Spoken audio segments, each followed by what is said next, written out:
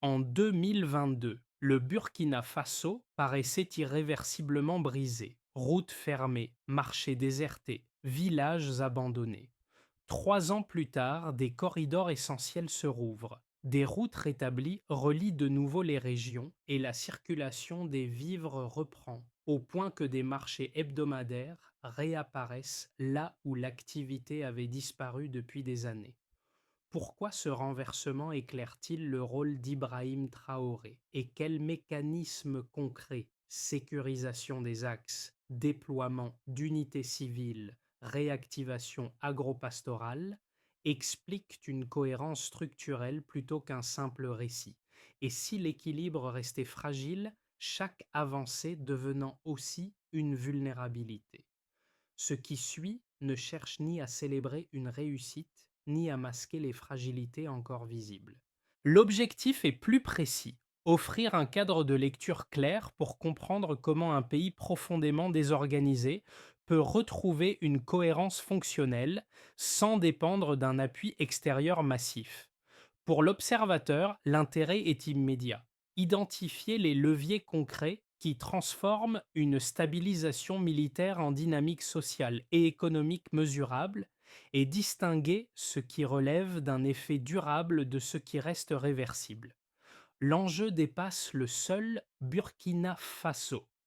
Dans de nombreux contextes fragiles, la question centrale reste la même: comment reconnecter sécurité, production et vie quotidienne sans créer de dépendance institutionnelle excessive? Ici, la promesse est simple: suivre une séquence lisible appuyée sur des faits observables qui permet d'évaluer les choix opérés, leurs résultats intermédiaires et les risques qui subsistent. Un point mérite d'être gardé à l'esprit dès maintenant: chaque progrès visible repose sur un équilibre instable. Si un maillon cède, circulation, production ou ancrage communautaire, l'ensemble peut se désarticuler. En l'espace de 3 ans, deux bascules quantifiables ont modifié la trajectoire du Burkina Faso: la réouverture progressive de corridors stratégiques et la réduction nette des zones considérées comme totalement perdues pour l'État. Ce double mouvement n'indique pas une victoire totale, mais il signale une inversion de tendance suffisamment marquée pour produire des effets visibles sur la vie quotidienne. C'est dans cet intervalle, souvent négligé, que se joue l'essentiel du redressement associé à Ibrahim Traoré. Pour comprendre cette séquence, il faut revenir au point de départ. En 2022, l'insécurité fragmentait le territoire en poches isolées. Les routes impraticables coupaient l'accès au marché, les villages se vidaient, et les activités agro-pastorales s'éteignaient faute de mobilité minimale.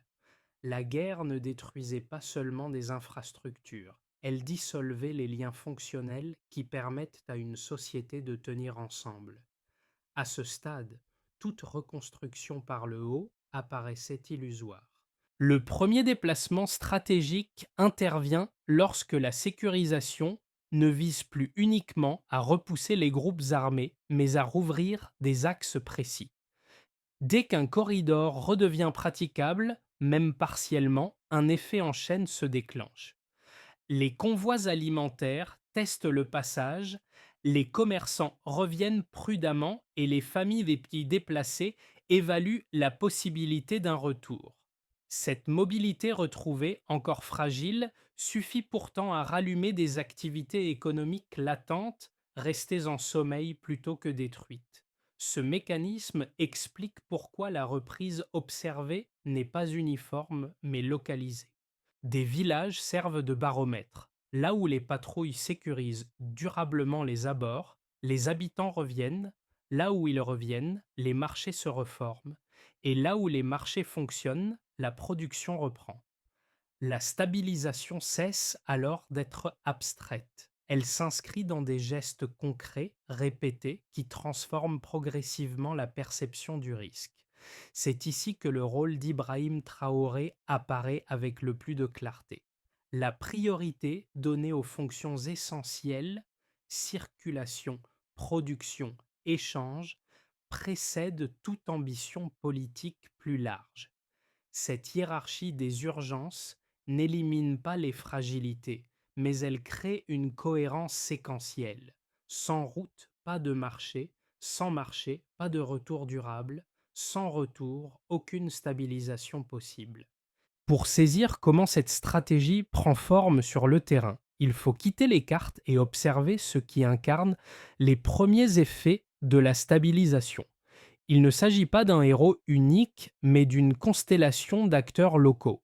Soldats, policiers mobiles, médiateurs communautaires, responsables de coopératives, qui traduisent une orientation voulue par Ibrahim Traoré en pratique quotidienne. Leur rôle n'est pas narratif, il est fonctionnel. Dans un village du centre-nord, récemment reconnecté par une route sécurisée, une petite équipe civile s'installe pendant plusieurs semaines. La présence est discrète mais continue. Une école improvisée rouvre dans un bâtiment endommagé. Un marché hebdomadaire, interrompu depuis 3 ans, reprend avec quelques étals. Ces signaux paraissent modestes, mais ils produisent un effet immédiat. Les familles hésitantes choisissent de rester plutôt que de repartir après quelques jours. La sécurité cesse d'être ponctuelle, elle devient prévisible. Un second exemple à Gabou illustre une autre facette de cette dynamique.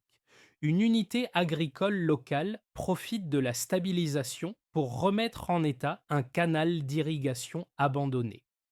En quelques semaines, des dizaines de familles relancent la culture du riz et des tubercules. L'enjeu dépasse l'alimentation.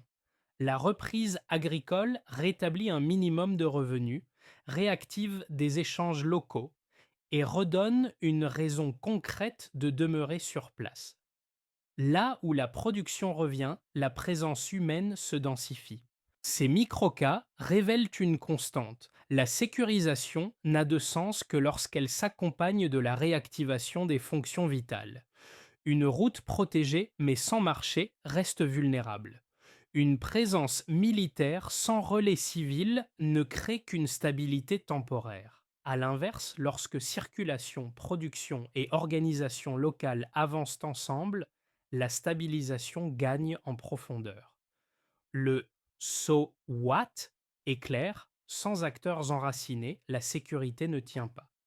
Le basculement observé au Burkina Faso suit une séquence lisible, même si elle n'avait rien d'évident au moment où Ibrahim Traoré en a posé les premières bases. Tout commence par un déclencheur précis, la reprise ciblée de corridors stratégiques dans le nord du pays, longtemps considérés comme impraticables. Lorsqu'une première brigade mobile sécurise un axe vital, l'effet est immédiat mais prudent. Quelques camions testent le passage, des commerçants évaluent les risques et certaines familles des Polysénites déplacées tentent un retour limité. Ce n'est pas encore une victoire, mais une respiration. Ce premier mouvement enclenche une dynamique d'extension. Les forces ne se contentent pas de tenir un point. Elles élargissent progressivement la sécurisation vers d'autres foyers de tension. Chaque nouveau tronçon praticable réduit l'isolement d'une zone et augmente sa valeur fonctionnelle. Les routes cessent d'être de simples lignes sur une carte, elles redeviennent des vecteurs de circulation des vivres, des biens et de l'information. À ce stade, la stabilisation reste fragile. Une attaque ciblée peut encore interrompre la dynamique, mais le coût de cette interruption commence à augmenter. Le climax intervient lorsque plusieurs axes majeurs s'ouvrent presque simultanément. L'équilibre change alors de nature. Les groupes armés se replient puis tentent des contre-attaques pour reprendre l'initiative. C'est ici que la stratégie révèle sa cohérence. Aux unités militaires s'ajoutent des relais civils conçus pour rester. Policiers mobiles, médiateurs communautaires, équipes logistiques. Leur présence transforme la sécurisation en installation. Les écoles rouvrent, les marchés se reconstituent et les circuits de vente, souvent portés par les femmes, reprennent une régularité minimale. Chaque avancée crée cependant une tension nouvelle. Plus une zone s'ancre, plus elle devient une cible potentielle. Cette phase de haute intensité met en lumière une intention centrale associée à Ibrahim Traoré: multiplier les points d'ancrage civil pour rendre toute rechute coûteuse, non seulement militairement, mais socialement et économiquement. Une zone qui abrite des marchés actifs, des écoles ouvertes et des terres cultivées n'est plus un simple espace à reconquérir. Elle devient un nœud de relations humaines et productives. L'attaque d'un tel nœud provoque des pertes symboliques et matérielles plus visibles, ce qui modifie le calcul des acteurs armés. La rémanence constitue la troisième étape. Une fois les premières zones stabilisées, la dynamique économique s'auto-entretient progressivement. Les agriculteurs remettent en culture les parcelles abandonnées. Les marchés, d'abord modestes, deviennent des lieux d'échange réguliers. Les corridors humanitaires se transforment peu à peu en corridors commerciaux. Là où l'activité se maintient, les populations s'installent durablement, renforçant la sécurité locale par leur simple présence. La stabilisation cesse alors d'être exclusivement militaire. Elle devient socio-économique. Cette séquence n'a rien d'un miracle. Elle repose sur une architecture patiemment construite où chaque étape prépare la suivante sans jamais la garantir totalement. Le déclencheur ouvre une possibilité, le climax teste la résistance du système, et la rémanence révèle si l'ancrage est suffisant pour durer. C'est dans cette continuité, plus que dans un événement isolé, que se lie la transformation en cours. Au point de départ, le Burkina Faso faisait face à une fragmentation extrême. Routes impraticables, production agricole en chute, économie locale paralysée. 3 ans plus tard, plusieurs indicateurs permettent de mesurer une inflexion nette sans prétendre à une normalisation complète. Ces données n'ont pas pour fonction de valider un discours politique, mais d'éclairer la mécanique concrète du redressement engagé sous l'impulsion d'Ibrahim Traoré. Premier indicateur, la sécurisation territoriale. En 2025, 28 bataillons d'intervention rapide sont déployés dans les zones les plus sensibles du nord et du centre du pays. Ce déploiement a permis de considérer près de 70% des zones auparavant contrôlées par des groupes armés comme partiellement sécurisées. Le chiffre ne signifie pas un contrôle absolu, mais une inversion de tendance claire. La réduction des corridors impraticables se traduit immédiatement par une reprise de la mobilité. Là où les routes rouvrent, les convois circulent, les marchés redeviennent accessibles et les services de base peuvent fonctionner de nouveau. Chaque axe sécurisé agit comme un levier, il reconnecte des espaces jusque-là isolés au reste du territoire. Deuxième indicateur, la production agricole. En 2025, la production nationale de riz atteint environ 1,5 million de tonnes, soit une hausse de 25% par rapport à 2023. Cette progression ne relève pas d'un simple effet conjoncturel. Elle signale la remise en culture de terres abandonnées pendant le conflit et le retour effectif des agriculteurs dans leurs villages. L'amélioration des rendements repose sur plusieurs facteurs combinés: accès plus sûr aux parcelles, réhabilitation de canaux d'irrigation, utilisation de semences de meilleure qualité et outils modernisés. Le résultat est double. D'une part, l'autosuffisance alimentaire progresse, réduisant la dépendance à l'aide extérieure. D'autre part, les ménages retrouvent une source de revenus régulière, condition essentielle pour stabiliser leur présence sur place. Cette priorité donnée à la terre illustre la cohérence de l'approche défendue par Ibrahim Traoré. Reconstruire à partir des bases productives. Troisième indicateur, l'emploi et l'activité économique diffuse. Entre 2023 et 2025, certaines zones enregistrent une baisse du chômage d'environ 15%. Ce recul ne correspond pas à une industrialisation rapide, mais à une accumulation de micro-activités. Marchés revitalisés, petites entreprises relancées, coopératives féminines réorganisées. La logique est cumulative. Plus la production augmente, plus les échanges se multiplient. Plus les échanges se multiplient, plus les populations choisissent de rester plutôt que de migrer. Cette présence humaine renforce à son tour la sécurité locale qui facilite la poursuite des activités économiques. Pris ensemble, ces trois indicateurs, sécurisation, production, emploi, dessinent une chaîne lisible. La sécurité rend la mobilité possible. La mobilité permet la production. La production soutient l'économie locale. Et l'économie locale ancre durablement les populations. Sans ces chiffres, le redressement resterait une impression. Avec eux, il devient un processus observable, encore fragile, mais structuré. Ces données n'effacent pas les risques. Une zone partiellement sécurisée peut rechuter. Une hausse de production peut se stabiliser ou reculer. Mais elles montrent que la trajectoire actuelle n'est pas aléatoire. Elle suit une logique séquentielle, mesurable, qui permet d'évaluer les choix effectués et d'anticiper leurs limites. Toute lecture du redressement burkinabé serait incomplète sans prendre au sérieux les critiques formulées à l'encontre de la stratégie suivie. Les présenter dans leur version la plus robuste permet de tester la solidité du modèle plutôt que de le défendre par principe. Deux objections principales structurent le débat. La première concerne le risque d'une dépendance durable à l'appareil militaire. Selon cette lecture, la montée en puissance des forces de sécurité pourrait installer une stabilité fondée avant tout sur la contrainte. Le danger serait alors double. D'une part, une centralité excessive du militaire pourrait retarder la consolidation institutionnelle civile. D'autre part, une sécurité obtenue par la pression risquerait de se déliter dès que l'effort diminue, faute d'ancrage politique et administratif profond.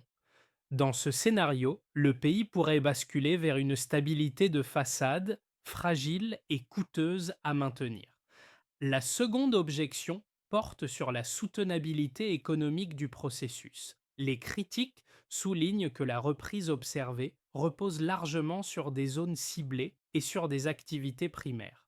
Sans diversification rapide ni investissement structurel plus large, l'économie locale pourrait atteindre un plafond. La réouverture des marchés et la reprise agricole seraient alors insuffisantes pour absorber durablement la main-d'œuvre, laissant subsister des poches de vulnérabilité sociale exploitables par des acteurs armés. Ces deux objections méritent examen car elles pointent des risques réels. Toutefois, les faits observés sur le terrain permettent de nuancer leur portée. Là où les corridors sont sécurisés de manière continue et accompagnés de relais civils, la stabilisation ne repose pas uniquement sur la force. Elle se prolonge par le retour des populations, la reprise des échanges et la réactivation de structures communautaires. Cette dynamique réduit la probabilité d'un effondrement immédiat dès que la pression militaire se relâche, même si elle ne l'élimine pas totalement. Sur le plan économique, les données disponibles montrent que la reprise n'est pas seulement agricole mais diffuse. Les marchés revitalisés soutiennent des micro-entreprises, des services et des coopératives, notamment féminines, qui élargissent donc progressivement la base productive. Ce tissu reste fragile et localisé, mais il crée des boucles d'activité difficiles à obtenir sans sécurité minimale. C'est précisément cette articulation que la stratégie associée à Ibrahim Traoré cherche à préserver. Utiliser la sécurité comme socle, non comme finalité.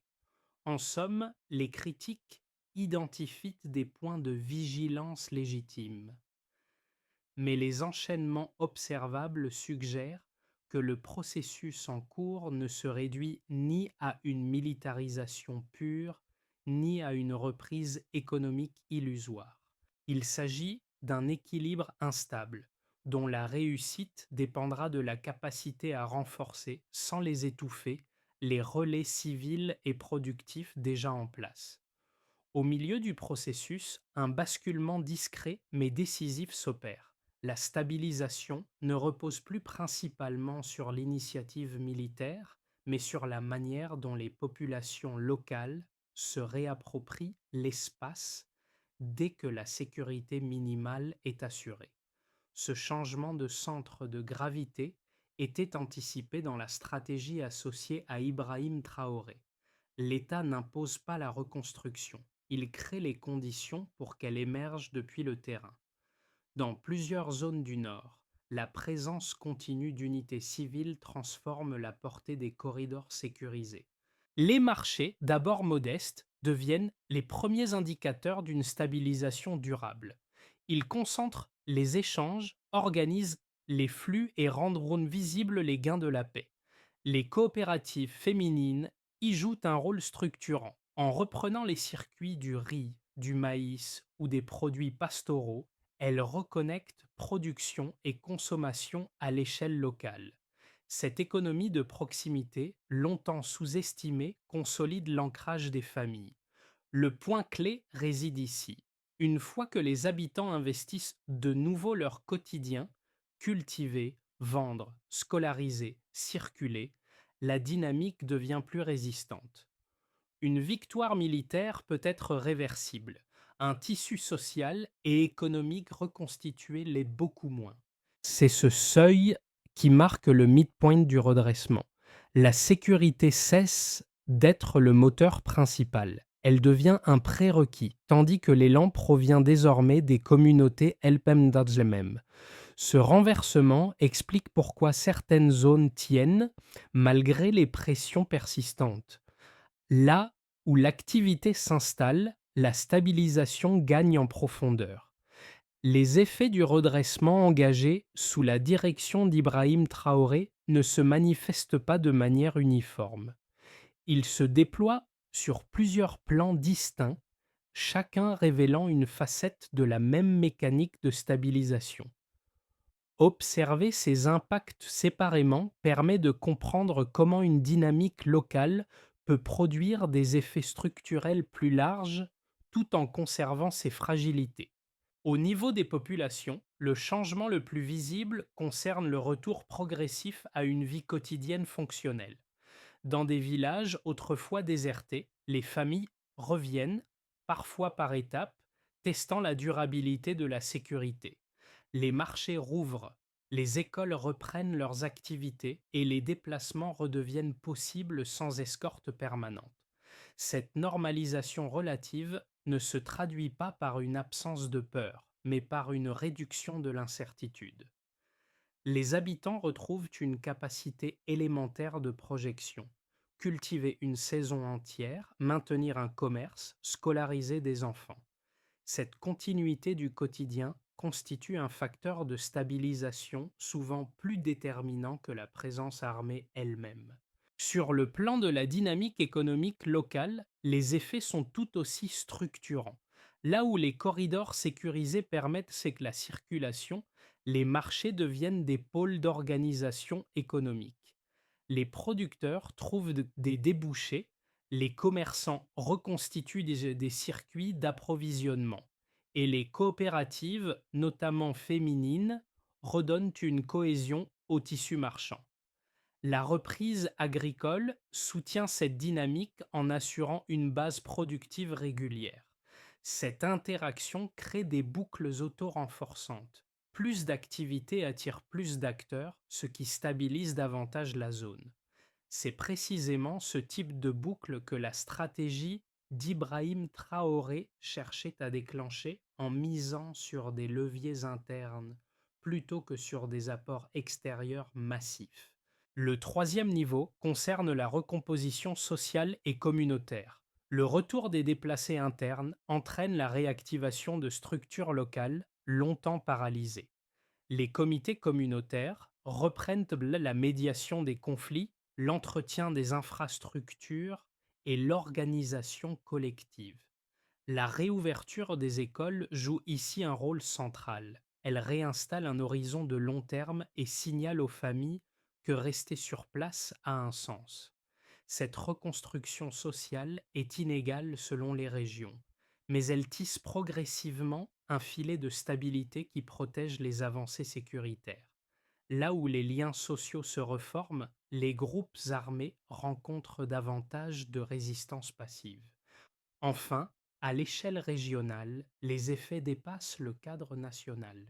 La stabilisation relative du Burkina Faso réduit la pression migratoire vers les pays voisins et limite la propagation des groupes armés dans certaines zones du Sahel. Les corridors sécurisés deviennent des axes de transit régional, facilitant des échanges économiques transfrontaliers encore fragiles mais réels. Cette évolution renforce la position diplomatique de Ouagadougou, même si elle reste conditionnée à la poursuite des efforts internes. Pris ensemble, ces quatre niveaux d'impact montrent que le redressement n'est pas seulement territorial, il est fonctionnel, social et régional. Et c'est cette superposition d'effets, plus que n'importe quel indicateur isolé, qui donne sa consistance à la trajectoire actuelle. À partir des dynamiques observées, trois trajectoires plausibles peuvent être envisagées pour les 6 à 12 prochains mois. Elle ne relève ni de la spéculation abstraite ni d'un exercice prédictif rigide. Elle découle directement de la cohérence ou de la rupture entre sécurité, activité économique et ancrage communautaire qui constitue aujourd'hui le cœur du redressement associé à Ibrahim Traoré. Le scénario de base repose sur la continuité. Les corridors actuellement ouverts restent praticables malgré des tensions ponctuelles. La production agricole poursuit une progression modérée et les marchés locaux maintiennent leur rôle de pôle d'échange.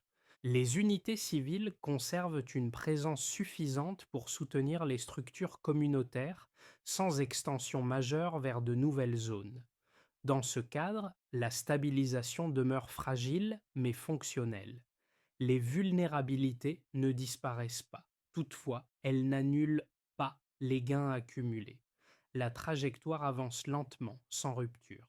Le scénario optimiste suppose une extension contrôlée de la sécurisation vers des zones encore instables. De nouveaux axes deviennent praticables, ce qui élargit l'espace économique utile. La production agricole pourrait alors dépasser les niveaux actuels, attirant davantage d'initiatives locales et renforçant les marchés urbains. Les échanges entre zones rurales et centres régionaux s'intensifient, créant une dynamique plus intégrée. Dans ce cas, l'État consolide progressivement sa capacité à projeter des structures civiles crédibles. La stabilisation gagne en profondeur et en visibilité, même si elle reste conditionnée à un effort soutenu. Le scénario défavorable apparaît si certaines zones récemment stabilisées retombent sous pression armée. Des attaques ciblées pourraient interrompre la circulation, fragiliser les marchés les plus récents et relancer des déplacements de population. La production agricole stagnerait faute d'accès sécurisé aux terres et l'économie locale perdrait son élan. Ce scénario ne signifie pas un effondrement général, mais une fragmentation accrue. La reconstruction progresserait par à-coups, avançant dans certaines régions et reculant dans d'autres. Face à ces trois possibilités, une grille de lecture simple s'impose. Il faut observer d'abord la stabilité des corridors, ensuite la capacité des marchés à absorber la production, enfin la présence réelle des relais civils dans les zones sécurisées. Si l'un de ces piliers faiblit, l'ensemble de la trajectoire se déséquilibre. Au-delà des indicateurs et des scénarios, la transformation en cours au Burkina Faso touche directement trois catégories d'observateurs, chacune attentive à des signaux différents, mais confrontée à la même question de fond. Comment une société profondément fragilisée parvient-elle à se réorganiser sans modèle importé clé en main? Pour le premier groupe, composé de ceux qui analysent les dynamiques sécuritaires, la situation actuelle constitue un terrain d'observation rare. Les cartes militaires, à elles seules, ne suffisent de plus à expliquer ce qui tient et ce qui cède. Ce sont les flux humains qui disent la vérité du terrain. Là où la mobilité revient, circulation des personnes, des biens, des services, la stabilisation prend une consistance que la seule présence armée ne garantit pas. Le cas burkinabé rappelle ainsi que la sécurité n'est pas un état figé, mais une condition fonctionnelle qui doit produire des effets visibles pour durer. Le deuxième groupe s'intéresse au modèle de développement local. Ici, l'expérience observée montre que la reconstruction ne commence pas par de grands projets structurants, mais par la remise en marche de dynamiques de proximité. Agriculture, marché, coopératives, petites entreprises. Ces éléments, souvent jugés secondaires, constituent pourtant la base sur laquelle une économie plus large peut se réédifier. Le processus reste lent et inégal, mais il démontre qu'un territoire peut réactiver ses ressources internes avant même de capter des investissements externes. Enfin, pour le troisième groupe, en quête de repères humains dans un contexte de crise prolongée, la transformation se lie à hauteur d'homme. Familles qui reviennent, enfants qui retournent à l'école, femmes qui reprennent les circuits commerciaux. Ces gestes ordinaires traduisent une résilience concrète. Ils montrent que la reconstruction n'est pas abstraite. Elle s'ancre dans des choix quotidiens, répétés, qui redonnent du sens à la vie collective. Pris ensemble, ces trois regards convergent vers une même idée. La stabilité durable ne se décrète pas. Elle se construit dans l'articulation patiente entre sécurité, économie et vie sociale, pour que les dynamiques observées ne restent pas des avancées ponctuelles, mais deviennent une trajectoire durable, une structuration claire des actions à venir s'impose. La logique portée jusqu'ici sous l'impulsion d'Ibrahim Traoré peut se prolonger à travers une feuille de route en plusieurs étapes, chacune mesurable et directement reliée aux réalités du terrain. La première étape consiste à consolider la sécurité dans les zones sensibles. Il ne s'agit pas seulement de maintenir une présence militaire, mais d'assurer une continuité conjointe entre unités armées et relais civils. Leur rôle est de sécuriser les axes, garantir la circulation et instaurer une prévisibilité minimale pour les populations. Une zone protégée mais isolée reste vulnérable et ne produit aucun effet durable. La deuxième étape vise la stabilisation des moyens de subsistance. L'agriculture demeure le socle principal. La remise en état des canaux d'irrigation, l'accès aux semences et aux outils, ainsi que la sécurisation de l'accès aux terres, conditionnent le maintien des familles. Sans production régulière, la mobilité retrouvée se dissout rapidement. La troisième étape concerne le renforcement des structures communautaires. Les comités locaux jouent un rôle clé dans la médiation des conflits, l'entretien des infrastructures et l'organisation collective. Leur efficacité constitue un indicateur direct de la profondeur de la stabilisation. Là où ces structures fonctionnent, les risques de rechute diminuent. La quatrième étape porte sur le soutien à l'activité économique locale. Consolider les marchés, accompagner les petites entreprises et renforcer les coopératives, notamment féminines, permet de prolonger les effets de la sécurisation. Ces acteurs structurent l'économie réelle et transforment la reprise en dynamique cumulative. Enfin, une dernière étape est indispensable, mesurer. Sans suivi régulier des axes ouverts, de la production et de la présence civile, aucune trajectoire ne peut être ajustée. La reconstruction n'avance que si elle se lie, se compare et se corrige en continu. Au moment de refermer ce parcours, une image revient avec insistance, celle de ces villages du centre-nord où une école improvisée a rouvert et où un marché hebdomadaire, longtemps silencieux, a repris vie. Ce motif n'a rien d'anecdotique. Il condense l'esprit même de la trajectoire engagée depuis l'arrivée d'Ibrahim Traoré au sommet de l'État. Une reconstruction qui ne commence pas dans les discours officiels, mais au ras du sol, là où la paix se vit avant de se proclamer.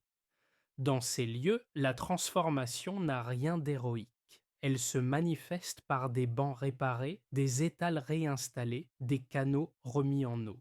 Chaque geste est modeste, parfois fragile, mais leur accumulation crée une réalité nouvelle. Les habitants ne parlent pas de stratégie, pourtant ils en incarnent le résultat. Ils restent, produisent, échangent et ce faisant rendent la rechute plus coûteuse. Ce rappel permet de comprendre la singularité du moment actuel. La stabilisation observée n'est pas une promesse abstraite. Elle s'inscrit dans des routines retrouvées, dans une confiance minimale réinstallée, dans la possibilité de se projeter à nouveau dans le lendemain. C'est cette normalité reconstruite plus que n'importe quel indicateur qui donne sa densité au redressement en cours. Une phrase suffit à en saisir le sens. La paix se construit toujours en bas. Le parcours du Burkina Faso rappelle qu'aucune reconstruction n'est jamais acquise ni totalement transférable d'un contexte à un autre. Pourtant, l'expérience observée ici propose un repère utile.